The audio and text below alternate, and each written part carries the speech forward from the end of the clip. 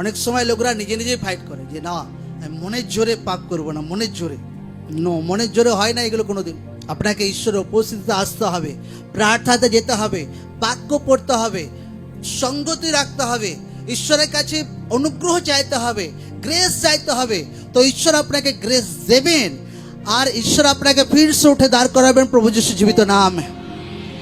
আর এমন দাঁড় করাবেন আগে থেকে 10 গুণ বেশি অভিষেক আপনার জীবনে থাকবে।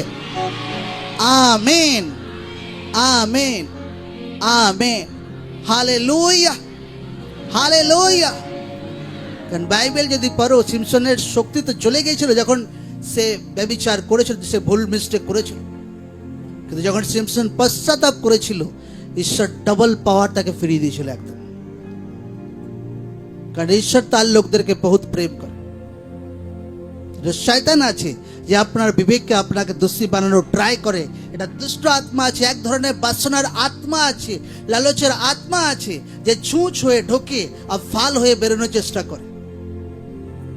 তা আমি যদি বুঝতে পারছি যে কোনো জায়গায় শয়তান ছুঁচ হয়ে ঢুকে ফাল হয়ে বেরোতে পারে, তো আমাকে এখন থেকেই বুদ্ধির সহিত কাজ করতে হবে। সে মোবাইলের আদত বন্ধ করতে হবে, সে আড্ডাবাজির আদত বন্ধ করতে হবে, ব্যভিচারের স্বভাব ছাড়তে হবে একদম, সেই ফেসবুক ইউটিউবে টাইম ছাড়তে হবে লোকদেরকে একদম। আমেন। লোকরা বাসনা পাপ শক্তিকে ছাড়ার জন্য রাজি? হ্যাঁ, জোর সে বলে হ্যাঁ কি না? তো যখনই আপনি ঈশ্বর উপস্থিতিতে যাবেন, ঈশ্বর আপনাকে তাগত দেবে আর আপনার জীবনে একটা বহুত শান্তি আসতে শুরু করবে।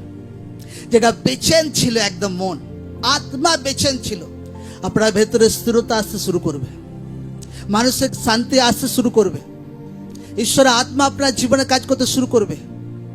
আর আপনাকে ঈশ্বর এমন ব্যক্তি যোদ্ধা বানাবে যে ভাই দুনিয়ার কোনো প্রলোভন জিততে পারবে না প্রভু যিশু জীবিত নামে। Amen, amen. এমন ব্যক্তি আপনাকে ঈশ্বর বানাবে একদম। তো লোকদের এই ওয়ার্ড ফলো করার আছে। এটা ঈশ্বরের প্রার্থনাতে থেকে, সঙ্গতিতে থেকে, ফাস্টিং এ থেকে, এইগুলো থেকে লোকরা ছুটকারা পেতে পারে।